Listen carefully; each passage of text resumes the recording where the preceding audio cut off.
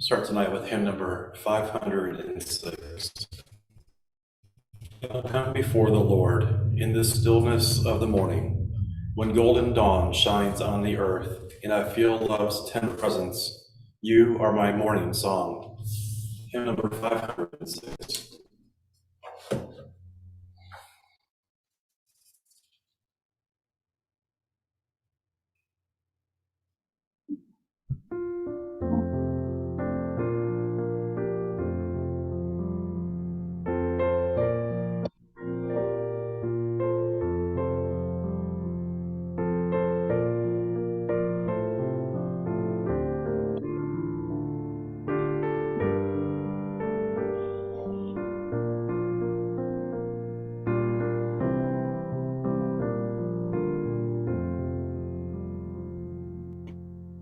I will come before the Lord in the stillness of the morning, when golden dawn shines on the earth, and I feel love's tender presence.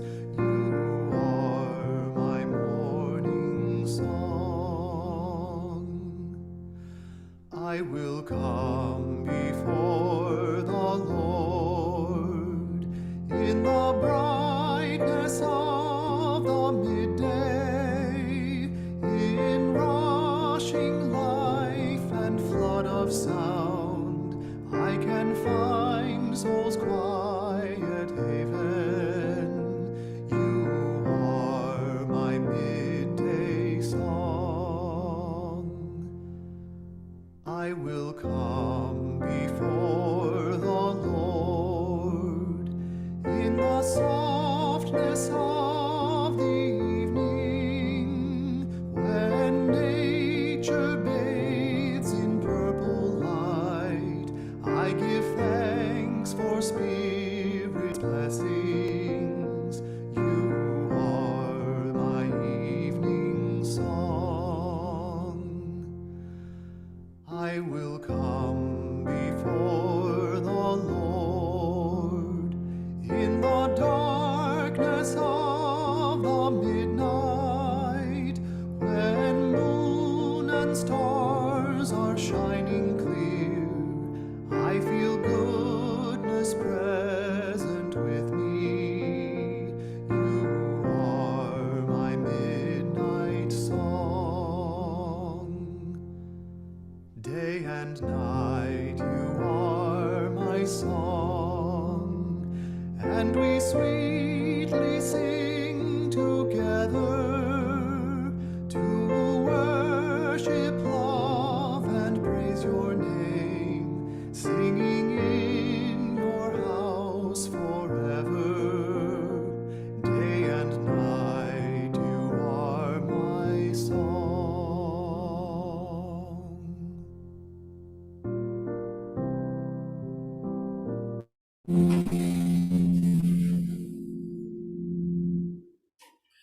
I'll read from the King James Version of the Holy Bible. Romans. Let every soul be subject unto the higher powers, for there is no power but of God. The powers that be are ordained of God. Whosoever therefore resisteth the power, resisteth the ordinance of God, and they that resist shall receive to themselves damnation. For rulers are not a terror to good works, but to the evil.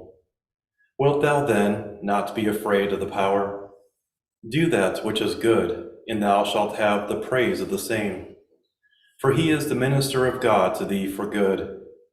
But if thou do that which is evil, be afraid, for he beareth not the sword in vain. For he is the minister of God, a revenger to execute wrath upon him that doeth evil. Wherefore ye must needs be subject, not only for wrath, but also for conscience sake. For this cause pay ye tribute also, for they are God's ministers, attending continually upon this very thing. Render therefore to all their dues, tribute to whom tribute is due, custom to whom custom, fear to whom fear, honor to whom honor. Owe no man anything but to love one another. But he that loveth another hath fulfilled the law. For this, thou shalt not commit adultery, thou shalt not kill, thou shalt not steal, thou shalt not bear false witness, thou shalt not covet. And if there be any other commandment, it is briefly comprehended in this saying, namely, thou shalt love thy neighbor as thyself. Love worketh no ill to his neighbor, therefore love is the fulfilling of the law. 1 John. Beloved, believe not every spirit, but try the spirits whether they are of God, because many false prophets are gone out into the world. Hereby know ye the Spirit of God. Every spirit that confesseth that Jesus Christ is come in the flesh is of God. And every spirit that confesseth not that Jesus Christ is come in the flesh is not of God. And this is that spirit of Antichrist, whereof ye have heard that it should come, and even now already is it in the world. Ye are of God, little children, and have overcome them, because greater is he that is in you than he that is in the world. They are of the world, therefore they speak of the world, and the world heareth them. We are of God. He that knoweth God heareth us. He that is not of God heareth not us. Hereby know we the spirit of truth and the spirit of error. Beloved, let us love one another, for love is of God, and every one that loveth is born of God and knoweth God. He that loveth not knoweth not God, for God is love. In this was manifested the love of God toward us, because that God sent his only begotten Son into the world, that we might live through him. Herein is love, not that we loved God, but that he loved us, and sent his Son to be the propitiation for our sins. Beloved, if God so loved us, we ought also to love one another. No man hath seen God at any time.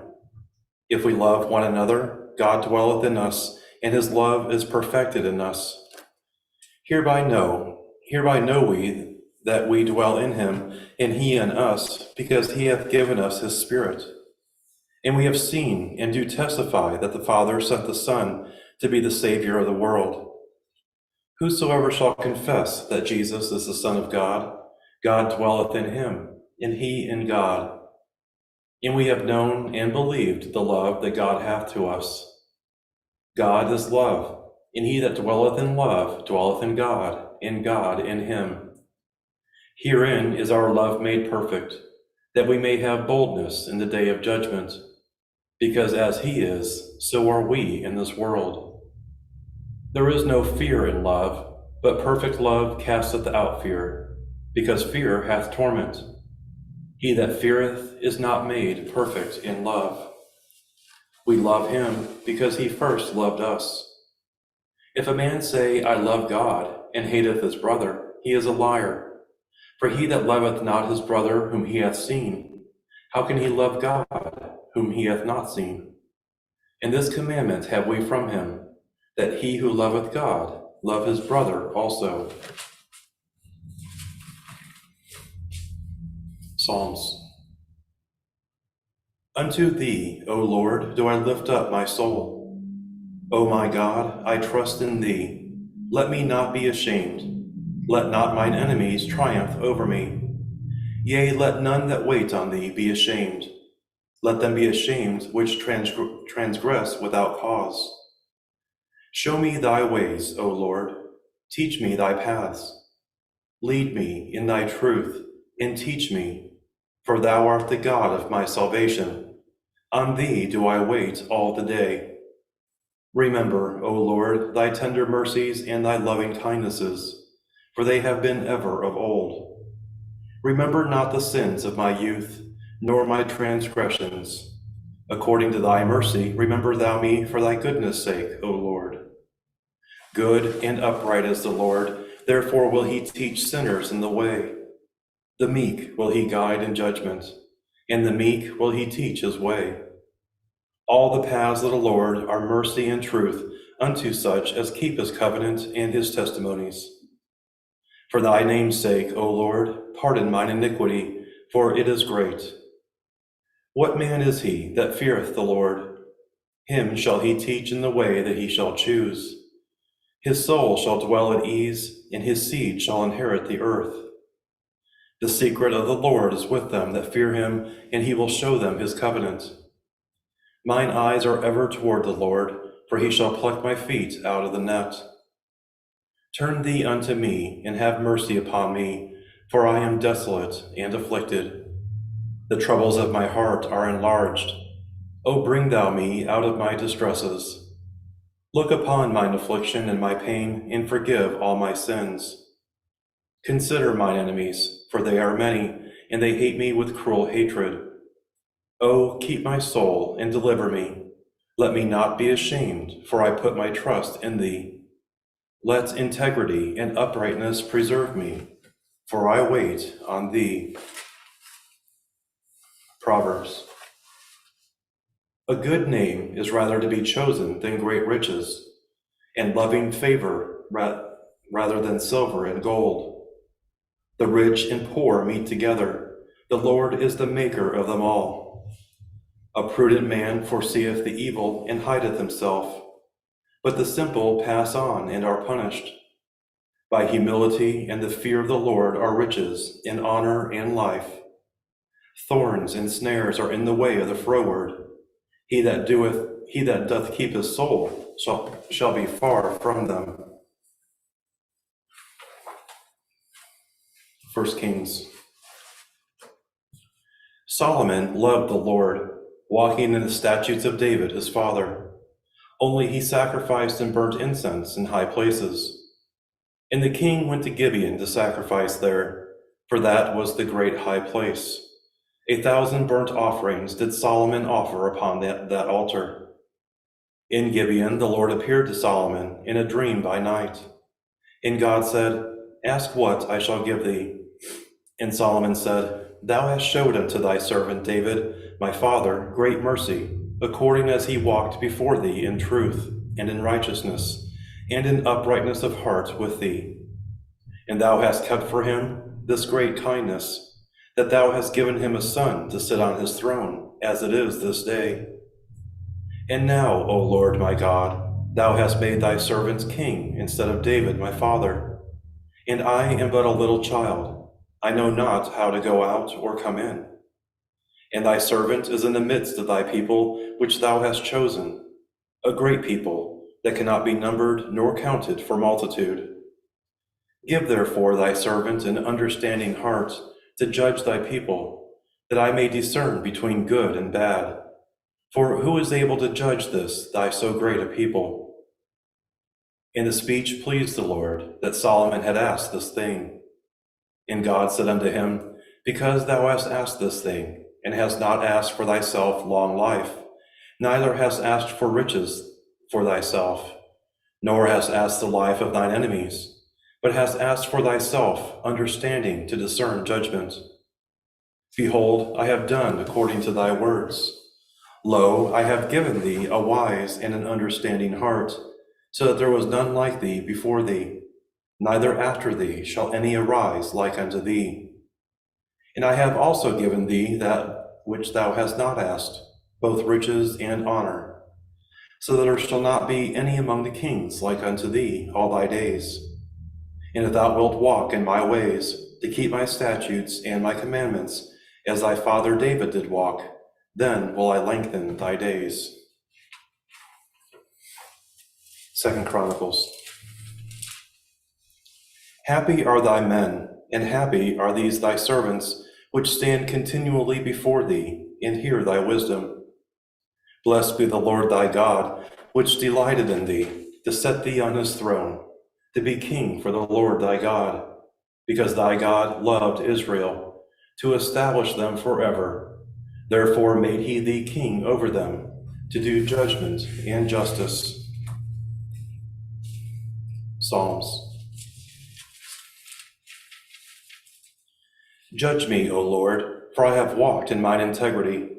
I have trusted also in the Lord, therefore I shall not slide. Examine me, O Lord, and prove me. Try my reins and my heart. For thy loving kindness is before mine eyes, and I have walked in thy truth. I have not sat with vain persons, neither will I go in with dissemblers. I have hated the congregation of evildoers, and will not sit with the wicked. I will wash mine hands in innocency, so will I compass thine altar, O Lord, that I may publish with the voice of thanksgiving, and tell all of thy wondrous works. Lord, I have loved the habitation of thy house, and the place where thine honor dwelleth. Gather not my soul with sinners, nor my life with bloody men, in whose hands is mischief, and their right hand is full of bribes. But as for me, I will walk in mine integrity. Redeem me, and be merciful unto me. My foot standeth in an even place.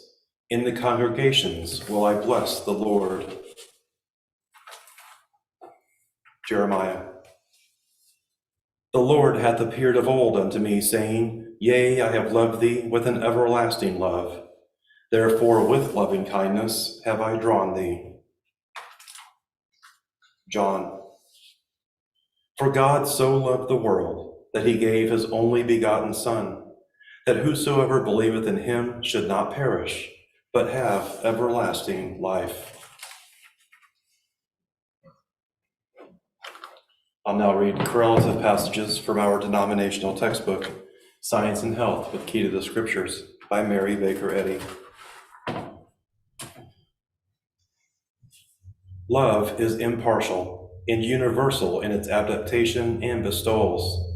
It is the open fount which cries, Ho, every one that thirsteth, come ye to the waters. When the smoke of battle clears away, you will discern the good you have done, and receive according to your deserving. Love is not hasty to deliver us from temptation, for love means that we shall be tried and purified. Lulled by stupefying illusions, the world is asleep in the cradle of infancy, dreaming away the hours. Material sense does not unfold the facts of existence, but spiritual sense lifts human consciousness into eternal truth. Humanity advances slowly out of sinning sense into spiritual understanding. Unwillingness to learn all things rightly binds Christendom with chains. Love will finally mark the hour of harmony, and spiritualization will follow, for love is spirit. Before error is wholly destroyed, there will be interruptions of the general material routine. Earth will become dreary and desolate, but summer and winter, seed time and harvest, though in changed forms, will continue unto the end, until the final spiritualization of all things. The darkest hour precedes the dawn. This material world is even now becoming the arena for conflicting forces. On one side, there will be discord and dismay. On the other side, there will be science and peace. The breaking up of material beliefs may seem to be famine and pestilence, want and woe, sin, sickness, and death, which assume new phases until their nothingness appears. These disturbances will continue until the end of error, when all discord will be swallowed up in spiritual truth. If divine love is becoming nearer, dearer, and more real to us, matter is then submitting to spirit. The objects we pursue and the spirit we manifest reveal our standpoint and show what we are winning. Mortal mind is the acknowledged seat of human motives. It forms material concepts and produces every discordant action of the body. If action proceeds from the divine mind, action is harmonious. If it comes from erring mortal mind, it is discordant and ends in sin, sickness, and death. Those two opposite sources never mingle in fount or stream. The perfect mind sends forth perfection, for God is mind.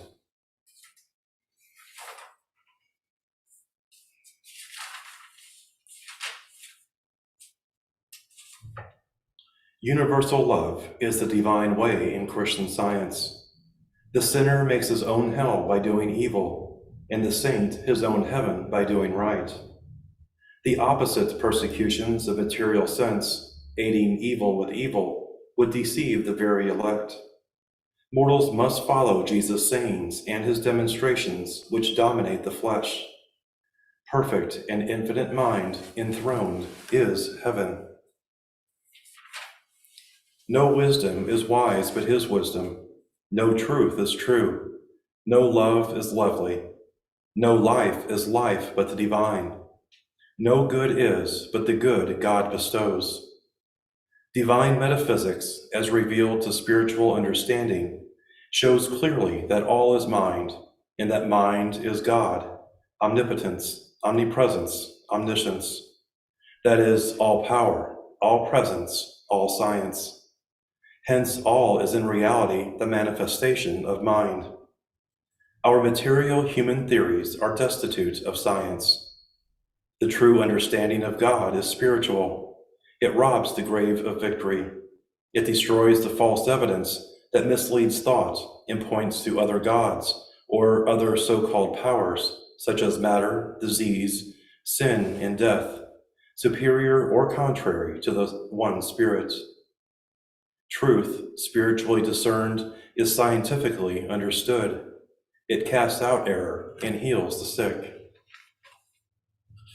God is what the scriptures declare him to be: life, truth, love. Spirit is divine principle, and divine principle is love, and love is mind. And mind is not both good and bad, for God is mind. Therefore, there is in reality one mind only, because there is one God. Christian Science awakens the sinner, reclaims the infidel, and raises from the couch of pain the helpless invalid. It speaks to the dumb the words of truth, and they answer with rejoicing. It causes the deaf to hear, the lame to walk, and the blind to see.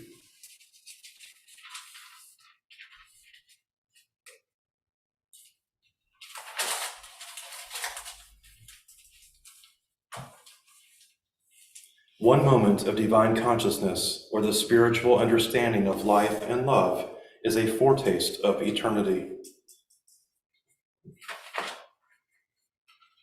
The true physician found. It is with a deep sense of gratitude that I send the particulars of my healing through Christian Science. While visiting friends in the southwestern part of Ontario about 3 years ago, my attention was called to Christian Science and the wonderful healing it was doing. I had lived in New York for 25 years, but had never heard of Christian Science before, to my recollection. Up to that time, for 17 years, I had suffered with indigestion and gastritis in the worst form, often being overcome from a seeming pressure against the heart. I had asthma for 4 years, also had worn glasses for 4 years. It seemed to me that I had swallowed every known medicine to relieve my indigestion, but they only gave me temporary benefit.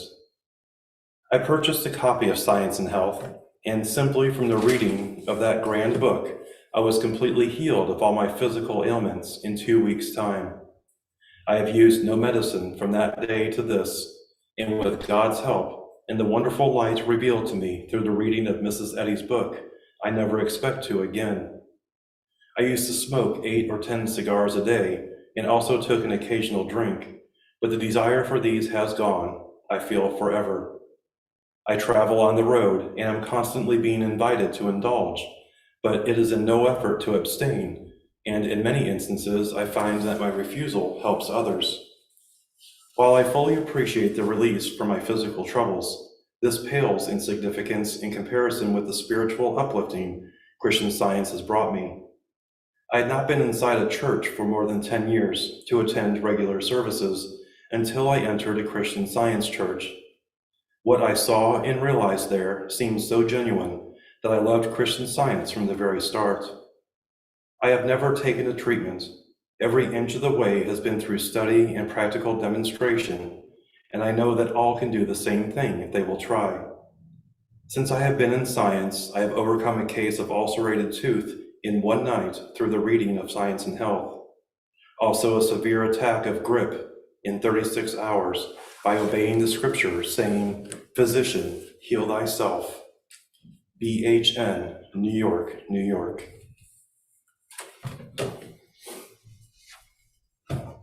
Let's have a few moments of silent prayer, followed by the audible repetition of the Lord's Prayer.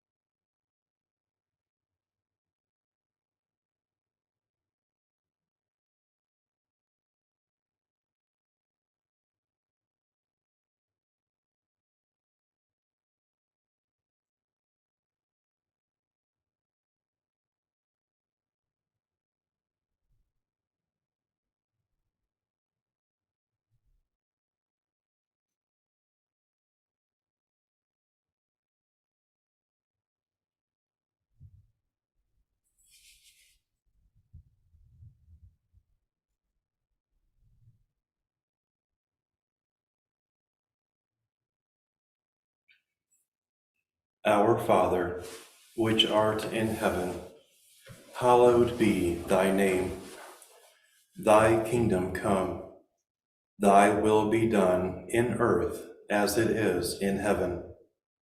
Give us this day our daily bread, and forgive us our debts as we forgive our debtors. And lead us not into temptation, but deliver us from evil. For thine is the kingdom, and the power, and the glory forever.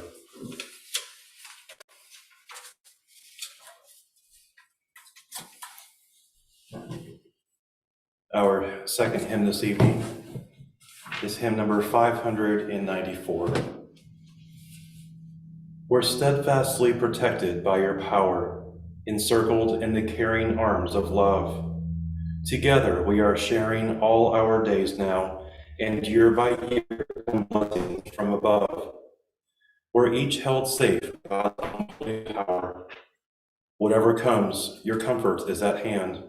You're at our side at evening and at morning, and each new day unfolds as you have planned. Hymn number 594.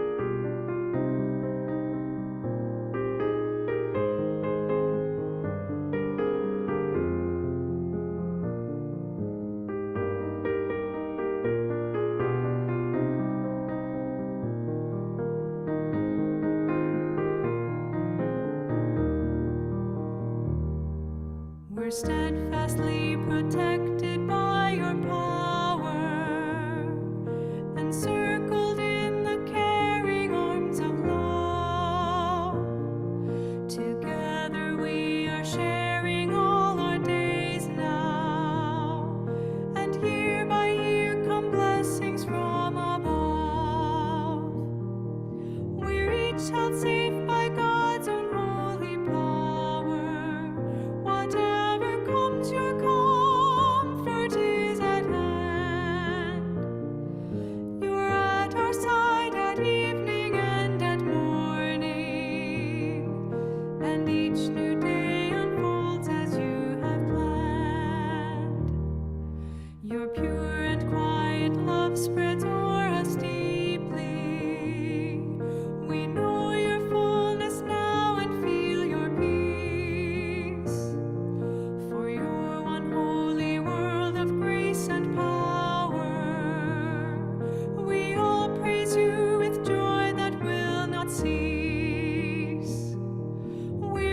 held safe by God's own holy power. Whatever comes, your comfort is at hand. You're at our side at evening and at morning, and each new day unfolds as you have planned.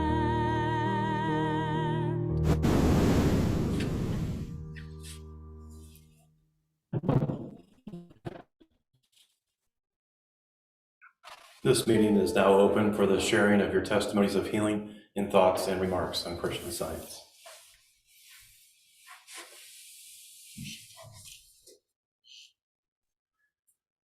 Thanks, Steve. You guys have a nice evening.